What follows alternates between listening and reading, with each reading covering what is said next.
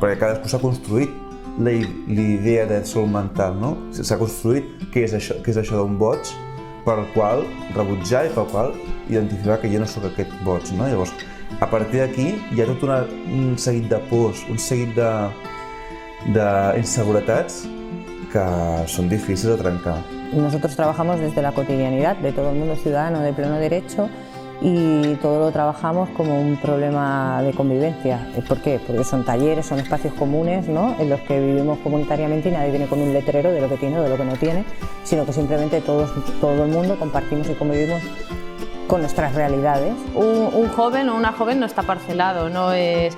Cuando voy al cole aprendo matemáticas y cuando voy a la médica hablo de mi dolor de pie. Y al final, o sea, tú eres tú en clase, en el splay, en todas partes, ¿no? Y todo el aprendizaje lo haces en todos lados. Treballem íntegrament amb aquests infants des d'una perspectiva més lúdica, més atractiva per a aquests infants, per poder treballar temes prou complicats com és el descobrir-se el mateix. Sin embargo, aquí pues es un ambiente distendido, vienen a pasárselo bien y es una manera también de aprender cosas a través del juego, a través de dinámicas que sin darse cuenta pues que están aprendiendo, al final están aprendiendo.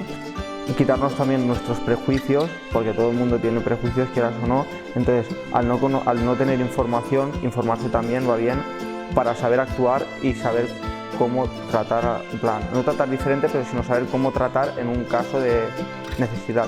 Que canviï la mirada cap a aquestes persones i en comptes de veure una malaltia o un trastorn, vegin una persona amb un trastorn, no? I que el que treballem són persones, que el trastorn hi és com un altre portaulleres o com un altre amb cadira de rodes, però no ha de ser menys per això.